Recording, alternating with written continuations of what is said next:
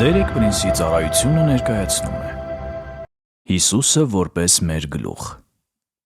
Դերեկ Պրինս Մաս երկրորդ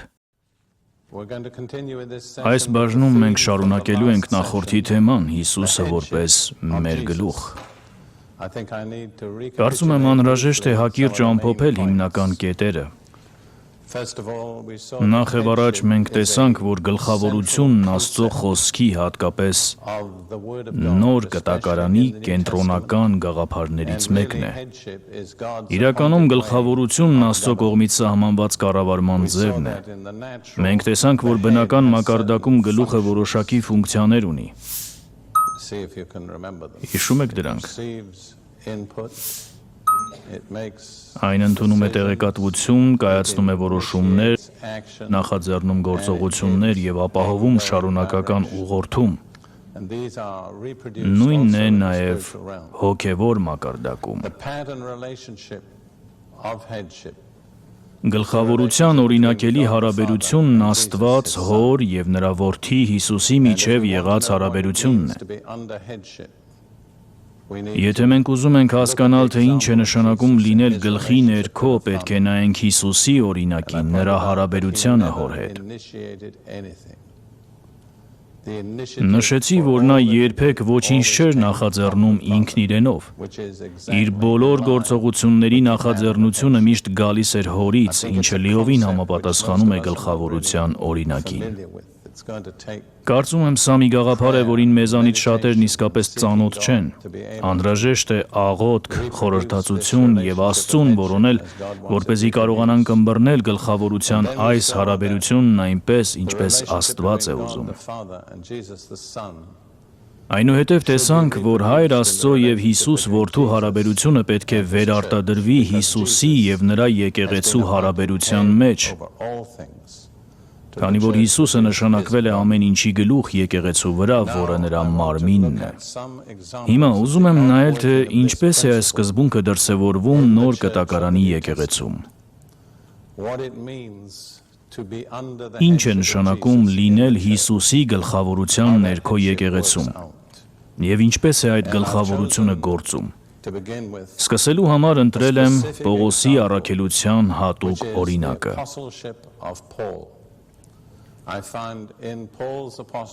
Պողոսի առաքելության մեջ տեսնում եմ Հիսուսի գլխավորության կատարյալ և ամբողջական օրինակ։ Կարևոր է կենտրոնանալ Պողոսի վրա, որովհետև նա նշանակվեց առաքյալ Պենտեկոստեի օրից հետո։ Նա չէր գտնվում առաջին 12-ի կարգում, որոնք նշանակվել էին Հիսուսի երկրի վրա եղած ժամանակ։ Եվ ինչ-որ իմաստով կարող ենք ասել, որ այն, ինչ տեղի ունեցավ Հիսուսի երկրի վրա եղած ժամանակ, գուցե չենք կարող վերարտադրել։ Բայց ոչ մի պատճառ չկա, որ չկարողանանք տեսնել այն, ինչ տեղի ունեցավ Սուրբ Հոգու միջոցով Պենտեկոստեից հետո։ Ուստի եթե բացենք Տիմոթեոսին ուղղված առաջին թուղթը, առաջին գլխի առաջին հատվածում Պողոսը հայտարարում է իր առաքելության հիմքը։ Առաջին Տիմոթեոս առաջին գլուխ առաջին խոսք։ Պողոսը Հիսուս Քրիստոսի առաքյալ, մեր Փրկիչ Աստծո և Հիսուս Քրիստոսի մեր հույսի հրամանով։ Պողոսն իր առաքելության ծագումը կապ է տալիս Հայր Աստծո գլխավորության հետ։ Դա եկավ Հիսուս Քրիստոսի միջոցով, ով գտնվում էր Հոր գլխավորության ներքո, ով էլ իր հերթին եկեղեցու գլուխն էր։ Մատթեոսի ավետարանի վերջում Հիսուսը հարություն առնելուց հետո ասաց. «Ինձ տրվեց ամեն իշխանություն երկնքում և երկրի վրա»։ Իշխանության աղբյուրը Հայր Աստվածն է, բայց նա այն փոխանցեց Հիսուս Քրիստոսին, Որդուն, որովհետև Հիսուսն ապացուցեց, որ լիովին արժանի է իշխանություն ունենալու։ Ինչպես ապացուցեց։ Լիակատար հնազանդությամբ իշխանությանը։ Տեսեք, իշխանություն գործադրելու որակավորումն այն է, որ կարողանաս ցույց տալ, թե ինքդ իշխանության ներքո ես։ Եվ այսպես ինչ-որ իմաստով ես մտքով պատկերացնում եմ իշխանությունը որպես վերևում գտնվող մի մեծ գմբեթ, որն Աստծո գահն է, Եվ ապա դրա տակ կա մի մեծ ընդարձակ հզոր սյուն, որը Հիսուս Քրիստոսն է։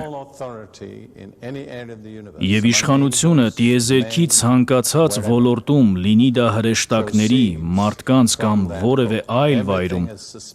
բխում է այդ սյունից։ Ամեն ինչ կախված է այդ սյունից, որը Հիսուս Քրիստոսն է։ Բայց Հիսուսն Աստծո իշխանության աղբյուրն է եւ հաղորդիչն ամբողջ տիեզերքի համար։ Եվ մասնավորապես նա ունի հատուկ կապ եկեղեցու հետ, որը նրա մարմինն է։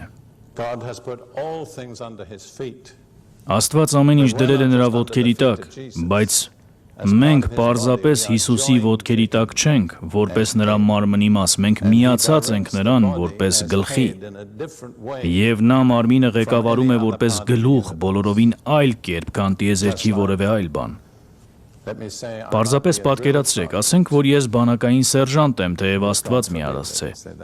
Եվ ես հրամաններ եմ տալիս իմ ջոկատի զինվորներին, այսպիսով ես իմ հրամաններով ուղղորդում եմ բոլոր զինվորներին։ Բայց իմ սեփական մարմինը ես բոլորովին այլ կերպ եմ ուղղորդում։ Ես հրաման չեմ տալիս իմ մարմնին, պարզապես որոշում եմ ընդունում եւ հաղորդում այն, եւ մարմնի անդամները դա կատարում են։ Այսպիսով տեսնում եք, մենք ունենք մի բացառիկ կապ Հիսուսի հետ, որը տիեզերքում ոչ ոք չունի։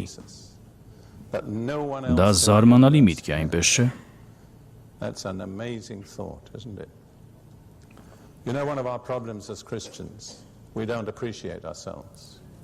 Գիտեք, թե որն է մեր քրիստոնյաներիս խնդիրներից մեկը։ Մենք ինքներս մեզ չենք գնահատում։ Մենք գաղափար չունենք, թե որքան արժեքավոր ենք եւ որքան կարեւոր։ Ինձ միշտ ցավ է պատճառում, երբ լսում եմ քրիստոնյաներին իրենց նվաստացնելիս, անկեղծ ասած ինքներս մեզանով մենք ոչինչ ենք, բայց որովհետև մեր կապը Հիսուս Քրիստոսի հետ է, մենք տիեզերքի ամենակարևոր մարդիկ ենք։ Մենք վճռորոշ գործոն ենք բոլոր մարդկային գործերում, եւ հենց միայն այդ կապի շնորհիվ Այսպիսով մենք տեսնում ենք, որ Պողոսի առաքելությունը սկիզբ էր առել Աստված Հորից եւ փոխանցվել էր Հիսուս Քրիստոսի միջոցով։ Հիմա Գաղատացիներին առաջին գլխում Պողոսը կրկին խոսում է իր առաքելության մասին, բայց այս անգամ նա այն նկարագրում է հակառակ ուղղությամբ՝ Գաղատացիների 1:1։ Պողոսը առաքյալ ոչ թե մարդկանցից եւ ոչ էլ մարդու միջոցով, այլ Հիսուս Քրիստոսի ու Հայր Աստծո կողմից, որ մեռելներից հարություն տվեց նրան։ Այսպիսով առաջին Տիմոթեոսում Պողոսը դիտարկում է Աստծո փոխանցիկ իշխանությունը Հայր Աստծուց Հիսուսի միջոցով։ Գաղատացիներում նա հակառակ ուղղությամբ է նայում Հիսուսի միջոցով դեպի Հայր Աստված։ Բայց նրա որպես առաքյալի հաստատման սկզբնաղբյուրն Աստված Հայրն էր, որը գործում էր Հիսուս Քրիստոսի որդու միջոցով։ Այդ որոշումը որոշակի առումով երկնքում արդեն կայացված էր, բայց այն պետք է իրագործվեր երկրի վրա։ Այսպիսով հիմա մենք պետք է անցնենք Գործք առաքելոց 13-րդ գլխին։ Այստեղ մենք տեսնում ենք մի օրինաչափություն, թե ինչպես է երկնային իշխանությունը փոխանցվում եկեղեցում եւ դառնում արդյունավետ։ Ես ուզում եմ ձեզ առաջարկել հետևյալ միտքը. ես ոչ մի պատճառ չեմ տեսնում, թե ինչու այն, ինչ տեղի ունեցավ Գործք առաքելոց 13-րդ գլխում Անտիոքի եկեղեցում չի կարող կրկնվել աշխարհի ցանկացած եկեղեցում այսօր։ Եվ դա կարևոր է, որովհետև դա վերաբերում է առաքելական ծառայության ի հայտ գալուն։ Հիմա կկարդանք Գործք առաքելոց 13:1-4 խոսքերը։ Անտիոքի եկեղեցում կային մի քանի մարգարեներ եւ ուսուցիչներ, հիշատակվում է 5 անձ։ Բարնաբասն ու Շմավոնը, որ Նիգեր էր կոչվում։ Գիտեք, թե Նիգեր ինչ է նշանակում։ Սև։ Այսպիսով նա մուգ մաշկ ունեցող էր։ Ղուկիոս Կյուրենացին, Մանայենը, Հերովդես չորրորդապետի ընկերը, այլ խոսքով նա իրականում իշխող տան անդամ էր, եւ Սողոսը։ 5 մարդիկ, որոնք ճանաչված էին որպես մարգարեներ եւ ուսուցիչներ, պատրաստ ենք ընդունելու, որ այսօր եկեղեցում կարող են լինել մարգարեներ եւ ուսուցիչներ։ Բարի։ Երբ նրանք Տիրոջը պաշտամունք էին մատուցում եւ ծոմ էին պահում, ես ստուգեցի միջազգային նոր թարգմանությամբ եւ այն չի ասում ծառայում էին, այլ ասում է պաշտում էին Տիրոջը։ Սա միանգամայն ճիշտ թարգմանություն է։ Ինչպես ենք ծառայում Տիրոջը, պաշտելով Նրան։ Սա Տիրոջը ծառայելու միջոցներից մեկն է։ Այսպիսով, երբ նրանք պաշտում էին Տիրոջը կամ ծառայում Նրան եւ ծոմ էին պահում, ծոմապահությունն այն բաներից մեկն է, որը վերականգնվում է եկեղեցու մեջ որոշ մարդկանց նախասիրություններին հակառակ։ Ես փրկվեցի բանակում 1941 թվականին, բրիտանական բանակում, եւ քանի որ ես բանակում էի եւ գրեթե անմիջապես ուղարկվեցի արտասահման եւ հաջորդ 3 տարին անցկացրեցի Հյուսիսային Աֆրիկայի անապատներում, երբեք եկեղեցի չտեսա, հազվադեպ էի հանդիպում հոգեվորականների։ Ես ամբողջովին կախված էի Աստծուց, Աստվածաշնչից եւ Սուրբ Հոգուց։ Ես այլ աղբյուր չունեի։ Պետք է ասեմ, որ ինչ-որ առումով ես երախտապարտ եմ, որովհետև այդ ընթացքում ես մի քանի անգամ կարդացի Աստվածաշունչը։ Ավելի ուշ, երբ սկսեցի հաճախել եկեղեցի, հասկացա, որ Աստվածաշնչում շատ բաներ կան, որոնց մասին եկեղեցում չեն խոսում, բայց ես արդեն կարդացել էի այն։ Ես պարզապես նշում եմ սա, բայց չեմ կարող այն իսկապես բացատրել։ Աստված ինձ պարզ հասկացրեց, որ ես պետք է ամեն շաբաթ 1 օր ծոմ պահեմ։ Ես ընտրեցի չորեքշաբթին եւ հիմնականում իմ ողջ զինվորական ծառայության ընթացքում, որը տևեց եւս 4.5 տարի, ես ծոմ էի պահում ամեն չորեքշաբթի։ Երբ մենք Եգիպտոսի անապատում էինք, դա անհնար էր, երբ դու ապրում ես բեռնատարի մեջ 11 այլ զինվորների հետ։ Իդեպ ես պատասխանատու էի պատգարակակիրների ջոկատի համար։ 8 հայոյող անաստված բրիտանացի զինվորներ։ Նրանցից ոչ մեկը չէր ուզում պատգարակակիր լինել։ Մենք ապրում էինք 3 տոննա կշռող բեռնատարի մեջ, որը վարում էին 2 վարորդներ։ Ուստի մենք 10 հոգի էինք, գումարած ես եւ ես պետք է ղեկավարեի ամեն ինչ։ Մեր զորամասում մեզ սկսեցին անվանել Prince Pioners, Պրինսի առաջամարտիկներ։ Բայց մենք ինքներս մեզ այդպես չենք անվանել, այն պարզապես մեզ վրա կպավ։ Մենք նույնիսկ փոքրիկ դրոշ ունեինք եւ միշտ ափսոսում եմ, որ այն կորցրեցի։ Բայց որտեղ էլ մենք ճամբար դնեինք, մենք բարձրացնում էինք մեր դրոշը, որի վրա գրված էր Պրինսի առաջամարտիկներ։ Ամեն դեպքում, երբ դու այդքան մոտ ես ապրում մարդկանց հետ եւ անապատում չես կարող փախչել ոչ մեկից, ես այլևս չէի կարող ծոմ պահել գաղտնի։ Այսպիսով ամեն չորեքշաբթի բոլոր զինվորները գիտեին, որ ես չեմ ուտելու։ Դուք գիտեք, որ բոլոր մահմեդականները տարվա մեջ 1 ամիս ունեն, որը կոչվում է Ռամադան, երբ նրանք իրականում ծոմ չեն պահում, նրանք չեն ուտում ցերեկը, բայց գիշերը լրացնում են։ Ես դա իսկական ծոմապահություն չեմ համարում։ Ամեն դեպքում մեր զորամասի բոլոր զինվորները սկսեցին չորեքշաբթին անվանել Ռամադան։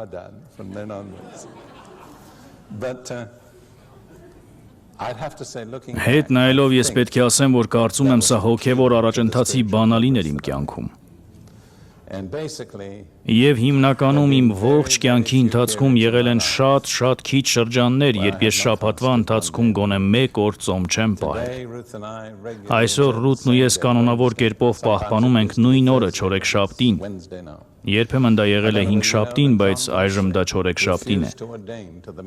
Ես չգիտեմ, դուք տեղյակ եք, որ Ջոն Ուեսլին հրաժարվում էր ձեռնադրել որևէ մեկին մեթոդիստ եկեղեցու ծառայության, եթե նա չխոստանար ծոմ պահել ամեն չորեքշաբթի եւ ուրբաթ մինչեւ առնվազն կեսօր։ Եվ նա իր օրագրում գրել է. ես համոզված եմ, որ ով լուսավորված է ծոմապահության կարևորությամբ,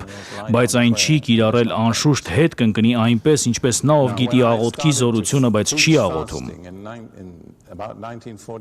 Երբ ես սկսեցի ուսուցանել ծոմապահության մասին 1949 թվականին Լոնդոնում, մարդիկ ինձ այնպիսի հայացքով էին նայում, կարծես ես ուրիշ մոլորակից էի եկել։ Ես նկատի ունեմ, որ քրիստոնյաների կողմից ծոմ պահելը պարզապես աներևակայելի բան էր։ Այսօր մենք որոշակի առաջընթաց ունենք։ Ես կարծում եմ, որ դեռևս շատ ճանապարհ կա անցնելու։ Ես մարդկանց ցույց տվեցի, որ Հիսուսը լեռան քարոզում չասաց, եթե ծոմ պահեք, այլ ասաց, երբ ծոմ պահեք։ Նա ենթադրում էր, որ իր աշակերտները պետք է ծոմ պահեն, բայց նա նրանց տվեց որոշակի կանոններ։ Իմ ասածն այն է, որ եթե դուք ուսումնասիրեք Գործք առաքելոցը, եկեղեցու զարգացման մեջ կա 2 վճռորոշ իրադարձություն։ Մեկը այստեղ է Գործք 13-ում, որտեղ արձանագրված է Պենտեկոստեի օրվանից հետո առաջին առաքյալների ուղարկումը։ Մյուսը Գործք 14:23-ում է, որտեղ նորաստեղծ եկեղեցում նշանակվում են տեղական երեցներ, եւ այդ 2 կարևոր որոշումներն ուղեկցվում էին ծոմապահության աղոթությամբ և առաջնորդության կողմից աղոթքով։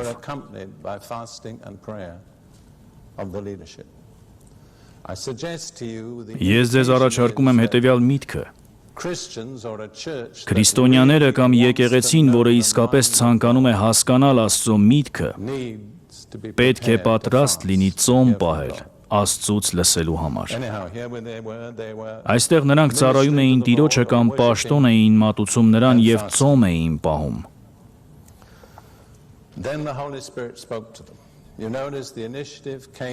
Եվ ապա Սուրբ Հոգին խոսեց նրանց հետ. դուք նկատում եք, որ նախաձեռնությունն Աստծուց եկավ։ Բայց այն եկավ երրորդությունից, Աստված Հորից Որդու միջոցով Սուրբ Հոգով։ Դուք տեսնում եք սա։ Եվ ո՞րն էր հայտնությունը, Պողոսի և Բարնաբասի առաքելությունը, Գործք 13:2,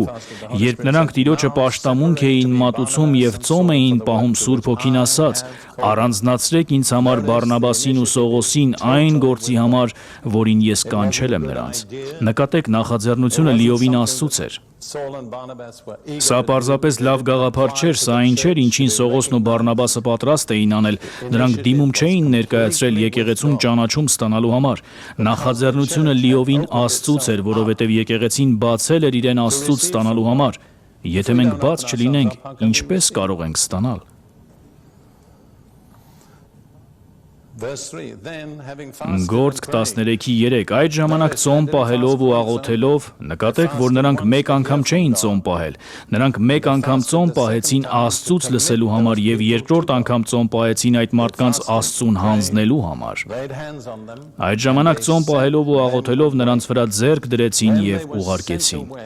Երբ նրանք ուղարկվեցին կամ առաքվեցին, դարձան ուղարկվածներ կամ առաքվածներ։ Դրա համար մեկ բառ կա, ինչ բառ է դա, առաքյալներ, ճիշտ է, սա հենց առաքյալ բառի նշանակությունն է, ուղարկված մեկը։ Հիմա ես սիրում եմ հաջորդ խոսքը, ես չեմ ուզում կանգ առնել երրորդ համարում, Գործք 13:4, նրանք Սուրբ Հոգուց ուղարկված Սելևկիա իջան և այնտեղից նավարկեցին դեպի Կիպրոս։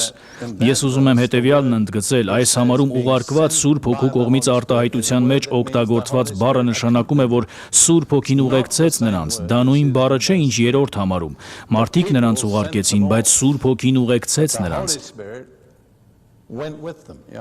Դուք հասկանում եք, դա կարևոր է։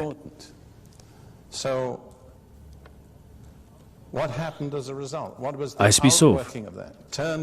ինչ տեղի ունեցավ արդյունքում, ինչ հետևանք ունեցավ այդ ամենը, դիտարկենք Գործք առաքելոց հաջորդ գլուխը, 14-րդ գլուխը և կարդանք երկու համար, 4-րդ և 14-րդ խոսքերը։ Խոսքն այն մասին է, թե ինչ տեղի ունեցավ քաղաքներից մեկում, և քաղաքի բնակիչների մեջ երկպառակություն առաջացավ, ոմանք հրեաների կողմն էին, ոմանք առաքյալների, և հետո 14-րդ խոսքը, երբ Բարնաբասն ու Պողոս առաքյալները լսեցին։ Դուք նկատում եք, թե հիմա ինչ են նրանք։ Նրանք առաքյալներ են, մինչ այդ նրանք մարգարեներ և ուսուցիչներ էին։ Ինչպես նրանք դարձան առաքյալներ, որովհետև ուղարկվեցին, ով ուղարկեց նրանց։ Սուրբ Հոգին եկեղեցու միջոցով։ Դուք տեսնում եք, որ եկեղեցում ամեն ինչ պետք է սկսվի Աստված Հորից, Հիսուս Քրիստոսի միջոցով, Սուրբ Հոգով։ Բայց դա միայն արդյունավետ է, երբ եկեղեցին արձագանքում է։ Եվ չնայած Աստծո հավիտենական ծրագրում արդեն որոշված էր, որ Պողոսը պետք է լիներ առաքյալ, նա երբեք այդպես չէր կոչվում, մինչև եկեղեցին չճանաչեց և չհաստատեց նրա կոչումը։ Սա մեզ համար շատ կարևոր է, շատ հեշտ է անհամբերություն դրսևորել եկեղեցու նկատմամբ և քննադատաբար մոտենալ նրան, բայց Աստված չի շրջանցում եկեղեցին, որովհետև եկեղեցին Քրիստոսի մարմինն է։ Եվ իր բոլոր թերություններով ու թույլ կողմերով մենք պետք է վստահենք, որ Աստված կգործի եկեղեցու միջոցով։ Այսպիսով, սա այն ամբողջական օրինաչափությունն է, թե ինչպես Պողոսը հաստատվեց որպես առաքյալ։ Այն սկիզբ առավ Աստված Հորից փոխանցվեց Հիսուս Քրիստոսին, ով եկեղեցու գլուխն է, հաղորդվեց եկեղեցուն Սուրբ Հոգու միջոցով, ընդունվեց եկեղեցու կողմից և իրագործվեց, և այդպես հաստատվեցին առաքյալները։ Հիմա ուզում եմ ձեզ հարց տալ. Կարող է այս նույն բանն այսօր կրկնվել։ Այլ կերպ ասած, կարող ենք մենք այսօր ունենալ լիովին օրինական առաքյալներ եկեղեցում։ Ինձ համար ակնհայտ պատասխանն այո է։ Եթե մենք հավատում ենք, կամ եթե Աստված բավական բարի է մեզ շնորհելու մարգարեներ եւ ուսուցիչներ, եւ եթե մարգարեներն ու ուսուցիչները սպասեն Աստծուն, բացվեն նրա առջև, գուցե ծոմ պահեն, ապա այդ իրավիճակից կարող է դուրս գալ առաքելական ծառայության օրինական նոր կտակարանի օրինաչափ ձևավորում։ Ես հավատում եմ, որ այսօր էլ կան առաքյալներ եկեղեցում, բայց ես կարծում եմ, որ ընդհանրապես եկեղեցին այն վիճակում չէ, որ իսկապես կարողանա ըմբռնել Աստծո նպատակը եւ նախախնամությունը։ Այստեղ ես ուզում եմ ընդգծել, որ եկեղեցում ցանկացած նշանակում իմ համոզմամբ պետք է հետևի նույն օրինաչափությանը։ Ես չեմ կարծում, որ եկեղեցում որևէ նշանակում պետք է արվի շրջանցելով գլխին, Քրիստոսին։ Այնպես, ինչպես իմ մարմնի ոչ մի մասն ինքնուրույն չպետք է սկսի գործել առանց գլխի հրահանգի, եթե դա տեղի ունենա, ապա ես կամ կաթվածահար կլինեմ կամ կունենամ լուրջ խնդիր։ Դա կարող է խոսել ուղեղի կաթվածի մասին, որի համար իհարկե խորը կարեկցում ենք նրանց, ովքեր տառապում են դրանից, բայց ես չեմ կարծում, որ դա Աստծո կամքն է, որ Քրիստոսի մարմինը նման վիճակում լինի։ Այլ կերպ ասած, բոլոր անդամները պետք է գործեն գլխի առաջնորդության ներքո։ Ես ուզում եմ երկու օրինակ բերել Աստծո ընտրության վերաբերյալ։ Ես կարծում եմ, որ ժամանակակից եկեղեցում ամենաշատ անտեսված ճշմարտություններից մեկն Աստծո գերիշխանության ճշմարտությունն է։ Կարծում եմ, որ խարիզմատիկ շարժման մեջ մարդիկ հիմնականում կենտրոնացել են այն բանի վրա, թե ինչ կարող են ստանալ Աստծուց, ինչ կարող է Աստված անել իրենց համար։ Եվ երբեմն դա գրեթե հետադիմել է այնքան, որ Աստծուն վերաբերվում են որպես ինքնաշխատ սարքի։ Եթե ճիշտ մետաղադրամը գցես ճիշտ անցքի մեջ, կստանաս ճիշտ տեսակի ըմպելիքը։ Ես պարզապես ուզում եմ ասել, որ Աստված ինքնաշխատ սարք չէ, եւ սա Աստծո վերաբերյալ շատ սխալ պատկերացում է։ Ինչ եմ ես հասկանում Աստծո գերիշխանություն ասելով, սա է իմ սահմանումը։ Ասել, որ Աստված գերիշխան է, նշանակում է, որ նա անում է այն, ինչ ցանկանում է, երբ ցանկանում է, այնպես, ինչպես ցանկանում է, եւ ոչ wokից թույլտվություն չի հարցնում։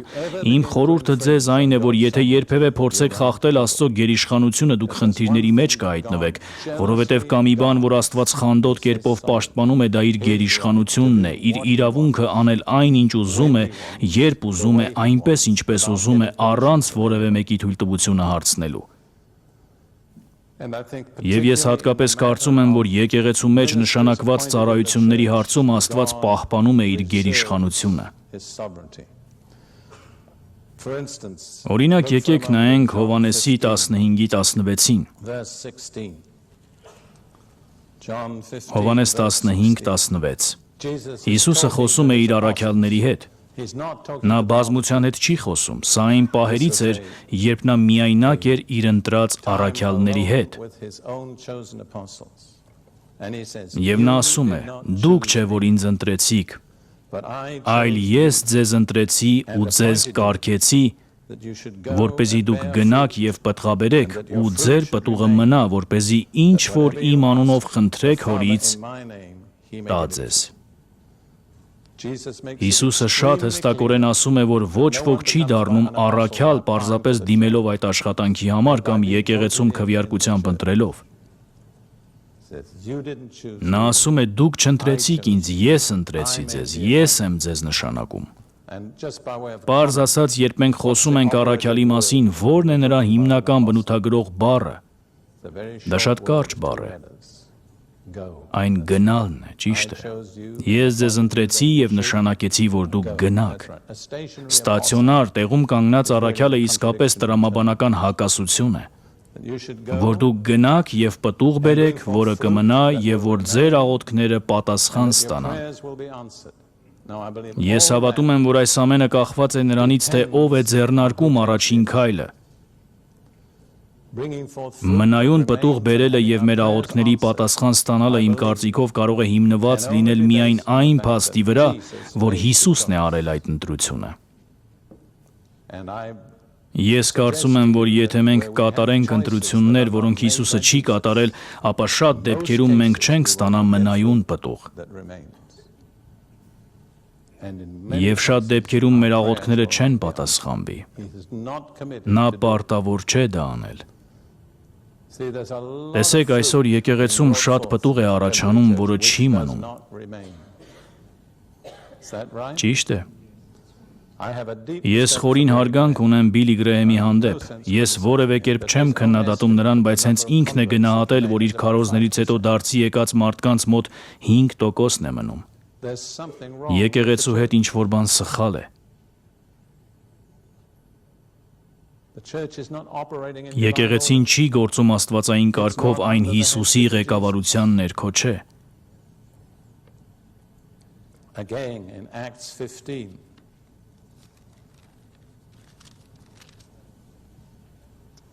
Կրկին Գործք առաքելոց 15:7-ում քննարկվում է հսկայական մի վեճ այն հարցի շուրջ, թե հեթանոսները կարող են մուտք գործել եկեղեցի առանց Մովսեսի օրենքի տակ մտնելու։ Շատ հետաքրքիր փաստ է, որ վերջին տասնամյակում ԱՄՆ-ի Աստծո ժողովներ հարանվանությունում ճիշտ հակառակ խնդրի առաջ էին կանգնած։ Խնդիրն այն էր, թե կարող են նրանք ընդունել մեսիական հրյա քրիստոնյաների համայնքներն իրենց կառույցի մեջ։ Եվ երբ նրանք քննարկում էին այս հարցը, նրանց առաջնորդներից մեկը կանգնեց եւ ասաց. «Դե 19 դար առաջ նրանք մեզ ընդունեցին, ինչպես կարող ենք մենք նրանց մերժել»։ Այսպիսով պատմությունն ամբողջական շրջափուլ կատարեց, բայց ամեն դեպքում այս քննարկման հենց սկզբում, եղբայրներ եւ քույրեր, թույլ տվեք ասել իմ անձնական դիտարկմամբ, երբ հրյաները քննարկում են որևէ հարց, դա շատ աշխույժ քննարկում է։ Երբևիցե տեսել եք Իսրայելի խորհրդարանի Կնեսետի նիստի հեռարձակում, այն էներգիայով լի միջավայր է։ Նրանք բարձրացնում են իրենց ձայնը։ Ես չեմ ասում, որ առաքյալները հենց այդպես էին վարվում, բայց հավատացեք, սա խաղաղ բանավեճ չէր։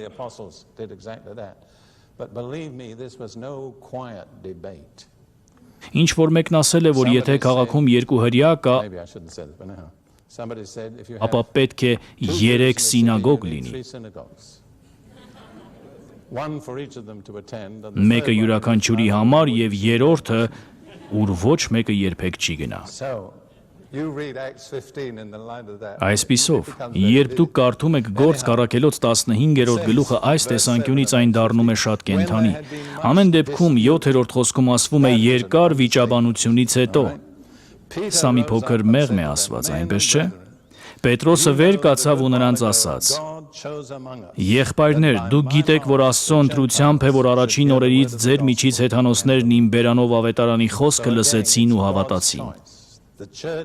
Այստեղ էլ կրկնվում է նույն միտքը, դա Աստծո ընտրությունն էր։ Եկեղեցին չնշանակեց Պետրոսին, Աստված ընտրեց Պետրոսին։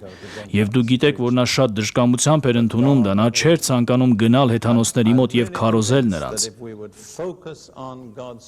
Բայց Աստված միջամտեց։ Ես իսկապես հավատացած եմ, որ եթե մենք կենտրոնանանք Աստծո ընտրության վրա, հնազանդվենք այդ ընտրությանը եւ չգործենք, մինչեւ չհամոզվենք, որ դա Աստծո ընտրությունն է,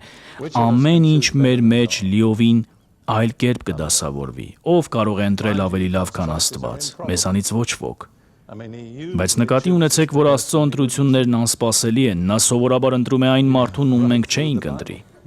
Դուք կարող եք տեսնել դա ամբողջ Աստվածաշնչում, եւ ես ձեզ կասեմ եւս մեկ բան Աստծո ընտրությունների մասին։ Երբ Աստված ընտրում է ընտրված մարդը, սովորաբար համոզված է, որ ինքը չի կարող անել այդ գործը։ Երբ ես հանդիպում եմ որևէ մեկին, ով ասում է Աստված ընտրեց ինձ, Աստված կանչեց ինձ եւ ես գիտեմ, որ կարող եմ դա անել, ես պարզապես հարցականի տակ եմ դնում. արդյոք Աստված երբևէ կանչել է նրանց։ Հիմա, հիմնվելով Գործք առաքելոց 13-ի այս պատկերի վրա, ես ուզում եմ առանձնացնել որոշ սկզբունքներ։ Այն, ինչ ես ուզում եմ ընդգծել, դա այն է, ինչ ես անվանում եմ բաց երկրպագության կարևորություն։ Այլ կերպ ասած, գտնվել Աստծո ներկայության մեջ, երկրպագել նրան եւ չսահմանափակել ժամանակը։ Սա աղոթքաժողով չէ։ Աղոթքաժողովը սկսվում է երեկոյան 7:30-ին եւ ավարտվում 9:30-ին։ Եվ դրանից հետո բոլորը տուն են գնում, անկախ նրանից, թե Աստված որտեղ է կամ ինչ է նա արել։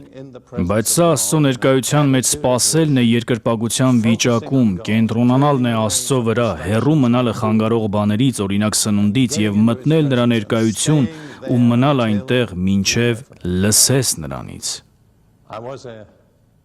Ես մի անգամ մի եկեղեցում էի, որտեղ ամբիոնի դիմաց պատին ժամացույց կար, իհարկե այն ճիշտ վայրում էր։ Բայց այդ ժամացույցի վրա գրված էր «Ժամանակն է փնտրելու Տիրոջը»։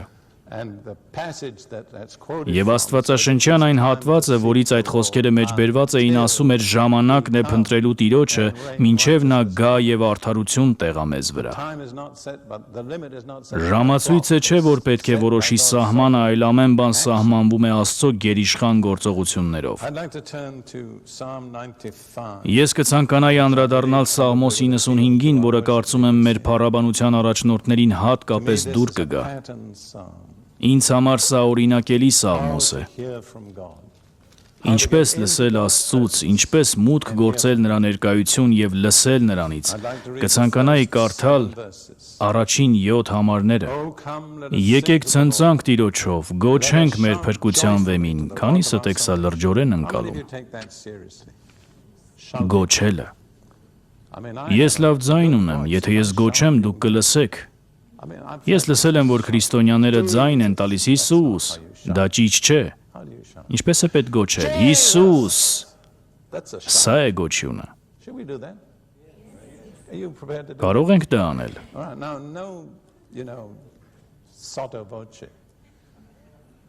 Պատրաստ եք։ Հիսուս։ Դա հզոր էր։ Ճիշտ է։ Բարի, եկեք գոչելով ցնծանք Տիրոջով։ Մենք այս հատվածն ընթերցել ենք տասնյակ անգամներ եւ երբեք չենք մտածել գոչելու մասին։ Եվ ոմանք ասեն, եթե մենք գոչում կամ աղաղակում ենք, ուրեմն խենթ ենք։ Դե ես գերադասում եմ այդ ձևով խենթ լինել, քան որոշ մարդկանց ձևով ողջամիտ։ Եկեք գոչելով ցնծանք Տիրոջով, գոհությամբ նրա առջև գանք, երգերով ուրախության աղաղակ բարձրացնենք նրան։ Ինչպես ես եմ դա հասկանում, սա Աստծո ներկայություն մուտք գործելու ճանապարհն է։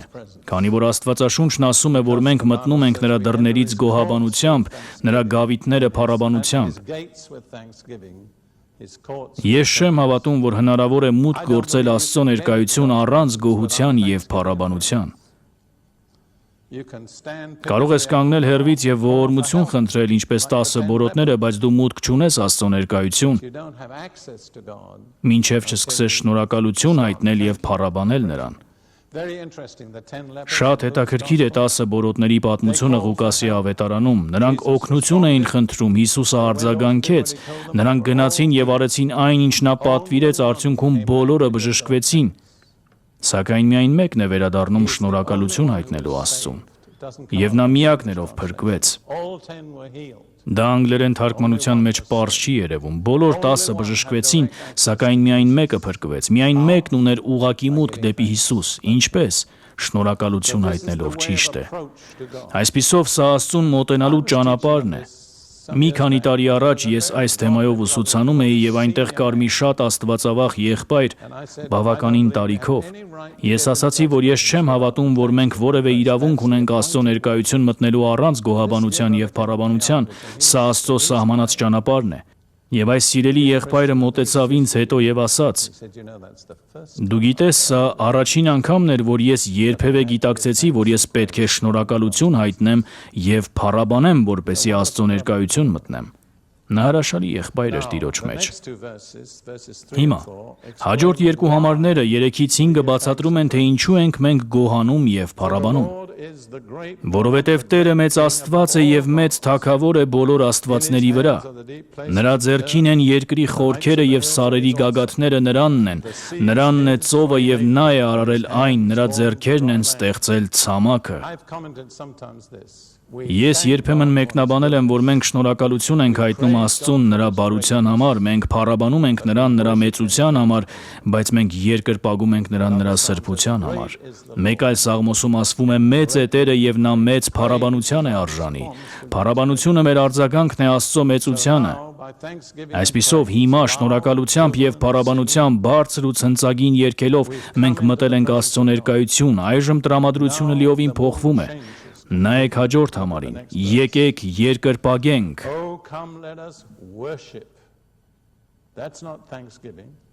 Սա ոչ թե գոհաբանություն է, ոչ էլ փառաբանություն, սա այլ բան է։ Աստվածաշնչում յուրաքանչյուր բառ, որը թարգմանվել է որպես երկրպագություն, նկարագրում է մարմնի դիրք։ Սա գլուխը խոնարհելն է, մարմնի վերին հատվածը թեքելը, ինչպես այստեղ է ասվում, ծնկի գալը կամ Աստծո առաջ ամբողջությամբ փռվելը։ Երկրպագությունը նախևառաջ դիրք է, ոչ թե խոսք։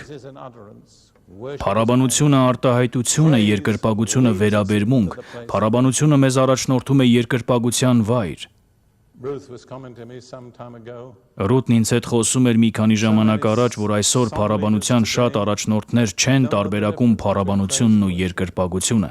Երբեմն մենք հասնում ենք այդ գեղեցիկ վայրին, երբ պարզապես Աստծո ներկայության մեջ ենք, անցնելով այդ փուլերը երկրպագության միջոցով, եւ փառաբանության առաջնորդը հանկարծ սկսում է մի աշխույժ երգ ու ստիպում է բոլորից նորից պարել։ Դա այդ պահին տեղին չէ։ Այդ պահին մեզ պետք է մտերմություն Աստծո հետ։ Հիմա կարդանք 6-րդ և 7-րդ համարները։ Եկեք երկրպագենք և երեսնիվայր խոնարհվենք, ծունր դնենք մեզ ստեղծող Տիրոջ առջև, որովհետև նա է մեր Աստվածը։ Ինչպես ենք ճանաչում նրան որպես Աստված, ինչն է ճանաչում նրան որպես Աստված, ինչն է որ հատուկ նրան է պատկանում։ Մի բառ՝ երկրպագությունը, ճիշտ է։ Երբ մենք երկրպագում ենք նրան, մենք հռչակում ենք, որ նա մեր Աստվածն է, և թող սա ձեզ համար զգուշացում լինի, ինչին որ դուք երկրպագեք, դա կդառնա ձեր Աստվածը։ Եթե դուք երկրպագեք փողին, այն կդառնա ձեր Աստվածը, եթե դուք երկրպագեք ձեր ստամոքսին, այն կդառնա ձեր Աստվածը։ Պողոսը խոսում է մարդկանց մասին, ովքեր իրենց փորը աստվածացրել են երկրպագելով այն։ Շարունակելով 7-րդ խոսքում, որովհետև նա է մեր Աստվածը և մենք նրա արոտի ժողովուրդն ենք և իր ձեռքով առաջնորդվող հոտերը։ Հիմա սա մի տարօրինակ բան է, այդ խոսքի վերջում մենք տեսնում ենք նախադասության ավարտ և միաժամանակ մի նոր պարբերության սկիզբ։ Դուք դա նկատել եք, դա պատահական չէ, իսկ հետո ինչ է ասվում։ Այսօր եթե նրա ձայնը լսեք։ Երբ ենք մենք լսում Աստծո ձայնը, երբ երկրպագում ենք նրան։ Ես սովորել եմ, որ երբ խոսքը վերաբերում է մարգարեությանը կամ լեզուների թարգմանությանը, ես երբեք դրանք ինքնաբերաբար չեմ ընդունում։ Ես միշտ իմ հոգևոր ալեհավաքները միացնում եմ և հարցնում, սա իրոք Աստծուց է, սա իրոք օծված խոսք է, սա իրոք ժամանակին ասված խոսք է։ Բայց ընդհանուր առմամբ, եթե դա գալիս է երկրպագության ընթացքում, դու կարող ես բավականին վստահ լինել, որ դա Աստծուց է, սա մեր անվտանգության միջոցն է։ Ես շնորհակալ եմ Աստծուն, որ կինս Ռութը երկրպագող է, նա նաև մի փոքր երգում է։ Ես չեմ կարող երգել, ուստի ես ստիպված եմ ապավինել ուրիշներին։ Ես չգիտեմ, դուք ովքեր երգում եք, գիտակցում եք, որ որոշ մարդիկ պետք է ապավինեն ձեզ։ Այսպիսով մեզ մի հիասթափեցրեք։ Ռութն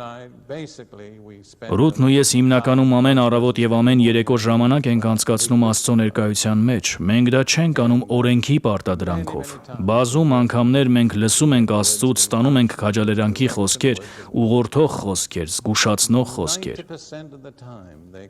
Բայց 90%-ով դրանք գալիս են այն ժամանակ, երբ մենք երկրպագության վիճակում ենք։ Եվ ընդհանուր առմամբ մենք չենք ստանում դրանք, եթե պարզապես Աստծուն կես ժամ տրամադրենք։ Եթե ուզում եք, որ Աստված շարժվի, ապա մի սահմանափակեք նրան ժամանակով։ Դա չի նշանակում, որ նրան ավելի քան կես ժամ է պետք, այլ նշանակում է, որ Աստված թույլ չի տալիս, որ ինքներս որոշենք ժամանակի սահմանը։ Նա գերիշխան է։ Եթե դու պատրաստ ես ամբողջ օրն անցկացնել Աստծո ներկայության մեջ, գուցե շատ արագ լսես նրանից, բայց եթե ասում ես Աստված, ես կարող եմ քեզ տրամադրել 35 րոպե, կասկածելի է, արդյոք Աստված կխոսի նման պայմաններում։ Ահա այս օրինաչափությունը, որը տեսնում ենք Գործք Գործք 13-ում նրանք երկրպագում էին Տիրոջը, ծոմ էին պահում, իրենց միտքն ուղղել էին հեռու շատ բնական եւ անհրաժեշտ նյութական բաներից։ Նրանք ըստ ամենայնի չէին սահմանափակվել ժամանակի տիրույթում, նրանք չունեին որևէ ծրագիր, չգիտեին թե ինչ էր լինելու հետո եւ Աստված գործեց։ Եվ փաստորեն Գործք 13-ը նոր կտակարանում ամենակարևոր գլուխներից մեկն է, քանի որ որոշ առումով այն դարձավ առաքելական ծառայության ծնունդը։ Եվ այն ծնվեց Տիրոջը պաշտելու եւ ծոմ պահելու մեջ, բայց սա օրինաչափություն է։ Եվ դրա էությունը Հիսուսին գլուխ դարձնելն է, նախաձեռնությունը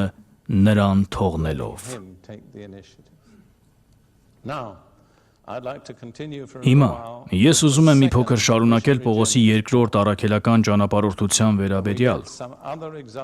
Այստեղ մենք ունենք Հիսուսի գլուխ լինելու ևս մի քանի օրինակներ, որոնք դրսևորվում են Սուրբ Հոգու միջոցով։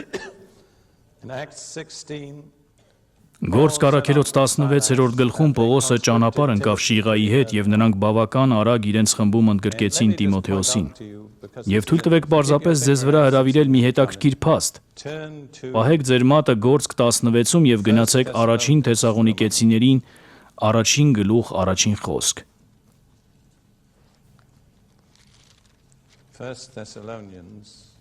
Առաջին Թեսաղոնիկեցիներին առաջին գլուխ առաջին խոսք։ Այս ուղերձը Թեսաղոնիկեում գտնվող եկեղեցուն է վերաբերվում, գրված 3 անձանց կողմից Պողոսի, Սիղվանոսի կամ Շիղայի եւ Տիմոթեոսի, Սիղվանոսը Շիղա անվան մեկ այլ ձևն է։ Այսպիսով այս 3 անձիկ Պողոսը, Շիղան եւ Տիմոթեոսը, ում մասին մենք հենց նոր կարդացինք, համատեղ գրել են այս նամակը Թեսաղոնիկեի եկեղեցուն։ Եվ հետո երկրորդ գլխի 6-րդ խոսքում ասվում է. ոչ մարդկանցից փառք փնտրեցինք, ոչ ձեզանից, ոչ էլ ուրիշներից, թեև կարող էինք որպես Քրիստոսի առաքյալներ ծանրություն դառնալ։ Ինչ էին նրանք առաքյալներ, ովքեր էին այդ առաքյալները։ Պողոսը, Շիղան եւ Տիմոթեոսը։ Ինչու էին նրանք առաքյալներ, որովհետեւ նրանք ուղարկվել էին Սուրբ Հոգու նախաձեռնությամբ հատուկ աշխատանք կատարելու։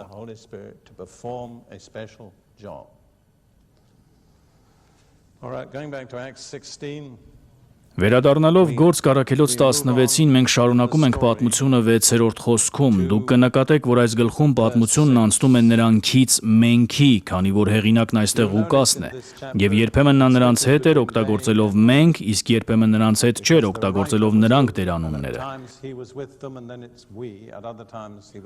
Նրանք գտնվում էին այնտեղ, ինչը մենք կոչում ենք Փոքր Ասիա, եւ 6-րդ խոսքում ասվում է. Եվ շրջեցին Փրուգիայում ու Գաղատացիների երկրում, արգելվելով Սուրբ Հոգուց, որ Ասիայում Աստծո խոսքը չքարոզեն։ Չեք կարծում, որ սա զարմանալի հայտարարություն է։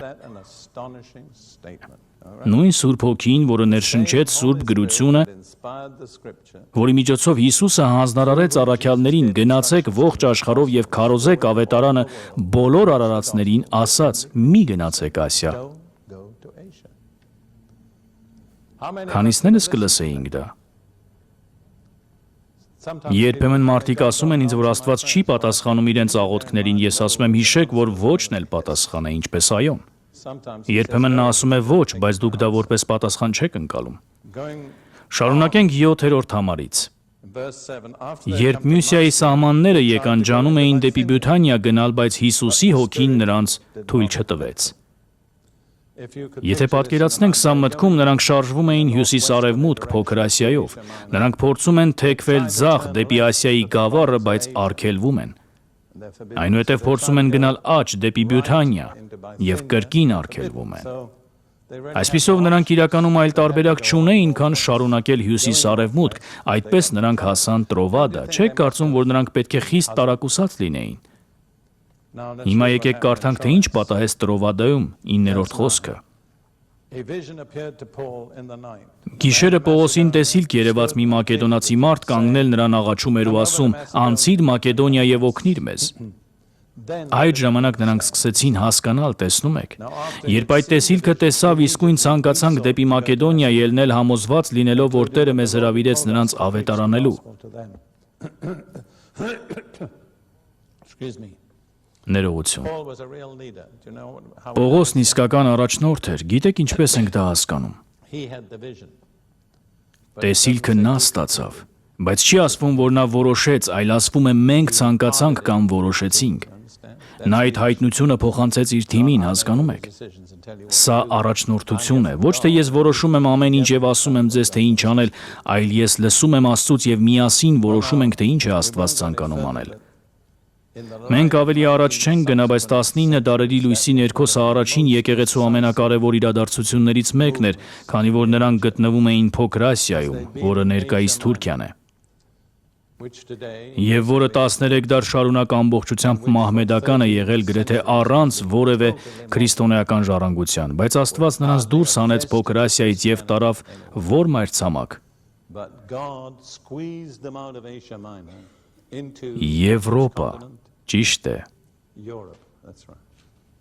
Սա առաջին դեպքն էր, երբ ավետարանը մտավ Եվրոպա եւ այն բերվեց հեթանոսների առաքյալի կողմից։ Եթե հետ նայեք պատմությանը, որ մայրցամաքն էր, որ պահեց քրիստոնեական հավատքը խավար դարաշրջանում։ Եվրոպան։ Որ մայրցամաքից էին դուրս գալիս առաջին միսիոներները, Եվրոպայից, ճիշտ է։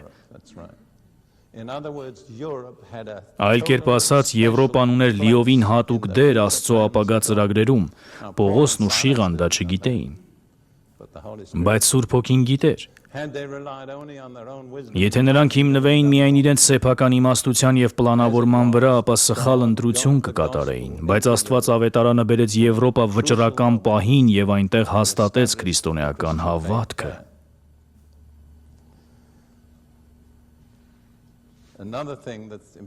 Մեկ այլ բան, որն ինձ խորապես տպավորում է, այն է, որ երբ նրանք հասան Փիլիպպե, Սատանան խիստ զայրացավ։ Պողոսը, ինչպես գիտեք, աղոթեց գուշակող ոգի ունեցող մի աղախնի համար եւ նա ազատագրվեց։ Նրա տերերը կորցրեցին իրենց եկամուտը, որը գալիս էր նրա գուշակություններից, ամբողջ քաղաքը խռովության մատնվեց։ Պողոսն ու Շիղան կալանավորվեցին, ծեծվեցին եւ նետվեցին բանտի ամենախիստ պահպանվող խուցը։ Սա ամբողջովին անտրամաբանական էր, չկար որևէ հիմնավոր պատճառ դրա համար, որն էր դրա իսկական պատճառը։ Սատանան խիստ զայրացած էր, որովհետև նրա տարածք ներխուժում էր եղել։ Դուք դա տեսնում եք, Պողոսն ասաց եւ շատերը տարբեր կերպ են մեկնաբանում սա, բայց Պողոսն ասաց 2 Կորինթացիներում, որ Աստված ուղարկեց Սատանայի մի հրեշտակ, որը հարվածում էր իրեն։ Եվ նա 3 անգամ աղոթեց, բայց Աստված ասաց ոչ, ես դա չեմ վերցնի։ Կան բազմաթիվ տարբեր տեսություններ այս մասին եւ ես չեմ կարող ապացուցել, որ իմը ճիշտն է, ես նույնիսկ հետաքրքրված էլ չեմ այդ բանավեճով, ես ինքս հավատում եմ, որ այս հրեշտակը գրեթե ամեն քաղաքում Պողոսի դեմ խնդիրներ էր ստեղծում։ Դա տեղի չունեցավ մյուս առաքյալների հետ։ Գրեթե չկա քաղաք, որ Պողոսը գնար եւ խռովություն չլիներ։ Ես կարծում եմ, որ դրանց հետևում կանգնած էր սատանայական մի հրեշտակ, բայց այնինչ ուզում եմ ընդգծել այն է, որ Սատանան խիստ զայրացած էր, որ իր տարածքում ներխուժում էր լինում։ Եվ այնուհետև մենք նաև տեսնում ենք, որ Աստված միջամտեց հսկայական կերպով, նա երկրաշարժ արեց, ցնցեց բանտը, բացեց դռները, ազատեց բանտարկյալներին։ Տեսնում եք, սա իսկապես բարձր մակարդակի հոգևոր ռազմավարություն էր, թե Աստված, թե Սատանան խիստ հետաքրքրված էին, թե ինչ էր կատարվում Փիլիպպեում։ Պետք է ևս մեկ բան նկատել, Պողոսին արգելվեց գնալ Ասիա։ Բայց ավելի ուշ իր ծառայության ընթացքում Գործք առաքելոց 19-րդ գլխում նա գնաց Եփեսոս, որը Ասիայի գլխավոր քաղաքն էր եւ գուցե ունեցավ իր ծառայության պատմության մեջ ամենամեծ արդյունքներն այդ քաղաքում։ Չեք կարծում, որ սա մի բան է, որի մասին արժե խորել։ Եթե նա ավելի վաղ գնացած լիներ, կարծում եմ, որ ամեն ինչ կփչանար, հողը դեռ պատրաստ չէր։ Աստված խոսեց Ռութի եւ ինձ հետ մի որոշ ժամանակ առաջ եւ ասաց. Ես կուղղորդեմ ձեզ այն վայրեր, որտեղ հողը պատրաստված է։ Նա ըստ էության ասաց, դուք կարող եք գնալ որոշ անսպասելի վայրեր։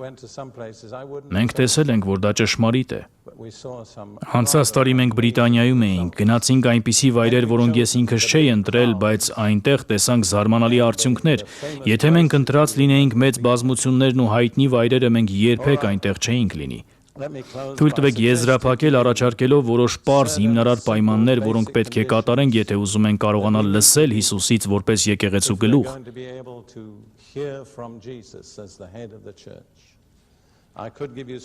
Ես կարող եմ ձեզ համար համարներ բերել, բայց չեմ անի։ Ես ուղղակի կտրամադրեմ հղումները և դուք կարող եք ստուգել դրանք։ Նախ եւ առաջ դուք պետք է գիտակցեք ձեր կարիքը լսելու նրանից։ Մենք պետք է գիտակցենք մեր կարիքը։ Երկրորդ, Պողոսն ասում է Հռոմեացիներին 12:1-2 ներկայացրեք ձեր մարմինները որպես կենդանի զոհ եւ ձեր միտքը կվերափոխվի հասկանալու Աստծո կամքը։ Այսպիսով, որպես ընդհանուր սկզբունք, եթե մենք ուզում ենք գտնել Աստծո կամքը, պետք է ամբողջովին ու անվերապահորեն հասանելի լինենք Աստծուն։ Մեր մարմինները պետք է դառնան զոհասեղանին դրված ընծա։ Երրորդ, Մատթեոսի 6:10-ում մենք ունենք տերունական աղոթքի սկիզբը, որը օրինակելի աղոթք է, եւ Հիսուսն ասում է. «Հայր մեր, որ երկնքում ես»։ Ինչ է առաջին բանը։ Թող սուրբ լինի քո անունը։ Ինչ է դա նշանակում։ Երկրպագություն։ Մենք երկրպագում ենք քեզ։ Թող սուրբ լինի քո անունը։ Հաջորդ քայլը մենք մեր անձը հարմարեցնում ենք Աստծո նպատակին։ Ոչ թե մեր ծրագիրն իրականացնելուն, այլ Աստծո ծրագիրը։ Որն է Աստծո ծրագիրը։ Թող գա քո արքայությունը։ Մենք իրականում իրավունք չունենք ակնկալելու, որ Աստված պատասխանի մեր աղոթքներին, մինչև մեր կամքով որոշում չկայացնենք համահունչ լինել Աստծո նպատակին, որը նրա արքայության հաստատումն է երկրի վրա։ Եվ ապա քո կամքը թող լինի։ Դա նշանակում է Աստված, ոչ թե այնինչ ես եմ ուզում, այլ այնինչ դու ես ուզում, սրանք հիմնարար պայմաններ են։ Այնուհետև Հռոմեացիներին 8:14-ում ասվում է. ովքեր առաջնորդվում են Աստծո հոգով, նրանք են Աստծո հասուն որդիները։ Այսպիսով մենք պետք է ընկերություն անենք Սուրբ Հոգու հետ։ Սուրբ Հոգին պարզապես աստվածաբանություն չէ, նա անձ է։ Սուրբ Հոգին նույնքան անձ է, որքան Հայր Աստվածն ու Որդի Աստվածը։ Եթե ուզում ես առաջնորդվել Սուրբ Հոգով, պետք է ընկերական հարաբերություն ունենաս նրա հետ։ Պետք է զգայուն լինես նրա նկատմամբ, նա բռնապետ չէ, նա աղավնի է։ Նա հեշտությամբ կարող է վշտանալ և վանվել։ Եվ վերջում ևս մեկ անվտանգության միջոց։ Ստուգեք ամեն բան Աստվածաշնչի համաձայն, ինչ էլ որ դուք համարեք որպես Աստծո հայտնություն կամ առաջնորդություն, ստուգեք այն ձեր Աստվածաշնչով, քանի որ ամբողջ Սուրբ գրությունը ներշնչված է Աստծուց։ Եթե դա իսկապես Սուրբ Հոգու առաջնորդությունն է, այն երբեք չի հակասի Աստվածաշնչին։ Թույլ տվեք արագ ամփոփել։ Գիտակցեք ձեր կարիքը։ Ներկայացրեք ձեր մարմինը որպես կենդանի զոհ, համաձայնվեք Աստծո նպատակին, որը նրա արքայության հաստատումն է։ Հանձնեք ձեր կամքը նրա կամքին, ընկերացեք Սուրբ Հոգու հետ։ Ստուգեք ամեն բան Աստվածաշնչով։ Հիմա, իսկ ինչն է հաճախ խանգարում լսել Աստծուց։ Սրանք ընդամենը մի քանիսն են։ Նախ ես կասեի, որ մեր մարդկային հպարտությունը։ Կարծում եմ սա ամենամեծ խնդիրն է։ Իմ ծառայության մի ժամանակաշրջանում ես հավատում էի, որ սխալ ուղղորդվեցի և հայտնվեցի Աստծո կամքից դուրս։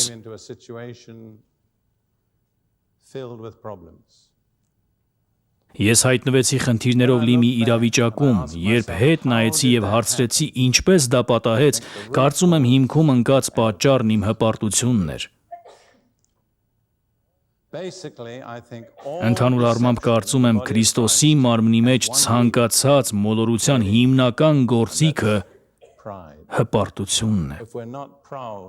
Եթե մենք հպարտ չլինենք, երբեք չենք մոլորվի։ Այսպիսով կարծում եմ, որ Աստծուց լսելու ամենամեծ խոչընդոտը մեր հպարտությունն է։ Աստվածաշունչը դա անվանում է կյանքի ամբարտավանություն, անկախ լինելու ցանկություն Աստծուց։ Երբ Հիսուսը փորձվում էր և Սատանան մղում էր նրան տաճարի աշտարակից ցած նետվել, նա մերժեց դա։ Նա կարող էր անել դա, բայց երբեք չէր անի մի բան, որպեսզի ցույց տար իր զորությունը անկախ Հորից։ Այնուհետև կան այլ խոչընդոտներ, որոնք պարզապես կթվարկեմ և դուք կարող եք դրանց մասին խորհել։ Սովորության կամ ավանդույթի խոչընդոտը։ Իրականում ավանդույթը կոլեկտիվ սովորություն է։ Ոչ բոլոր սովորույթներն են վատ, ոչ բոլոր ավանդույթներն են վատ, բայց հիմնականում, երբ պարզապես հետևում ենք ավանդույթին, մենք բաց ենք թողնում Աստծուն։ Կարծում եմ, ավանդույթը Հիսուսի ժամանակներում հրեա ժողովրդի համար ամենամեծ խոչընդոտն էր նրա ուսմունքն ընդունելու հարցում։ Մեկ այլ տարածված խոչընդոտ է վախը։ Եվ կան վախի տարբեր տեսակներ, մարդկանցից վախը։ Ինչ կասեն մարդիկ։ Կարծում եմ, շատ քրիստոնյաներ ավելի շատ ազդեցություն են կրում մարդկանց կարծիքից, քան Աստծո կարծիքից։ Այնուհետև անծանոթ բանի հանդեպ վախը։ Մենք երբեք այսպես չենք արել։ Մենք նման ծրագիր չունենք, ինչպես իմանալ, թե ինչ անել։ Պարզապես թող դա պատահի և տեսեք, թե ինչ կլինի։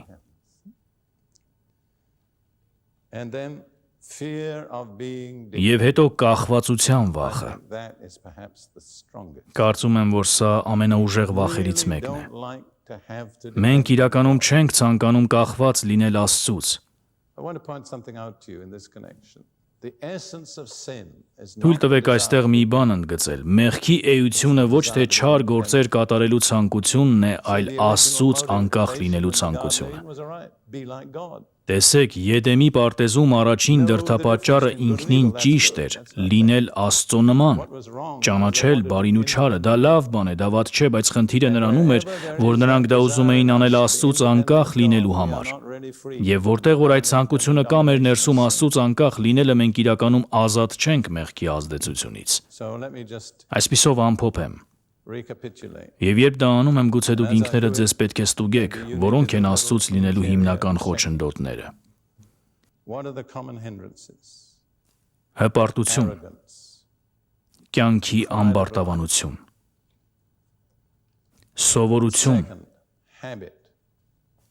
ավանդույթ։ Ես իրականում հավատում եմ, որ շատ բաներ, որ անում ենք եկեղեցում, անում ենք ոչ թե որ Աստված է ասել, այլ որ դրանք միշտ պարզապես արվել են։ Ես ստուգել եմ և համոզվել, որ ընդամենը 5 տարի է պահանջվում կրոնական ավանդույթ ձևավորելու համար։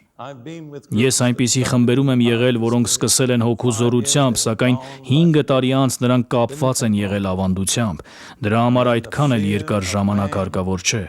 Այնուհետև մարդկանց հանդեպ վախ, անծանոթ բանի հանդեպ վախ և կախվածության վախ, Աստծուց կախված լինելու վախ։ Մենք պետք է հաղթահարենք այս խոչընդոտները, բայց ես կասեի, որ արժե ռիսկի դիմել։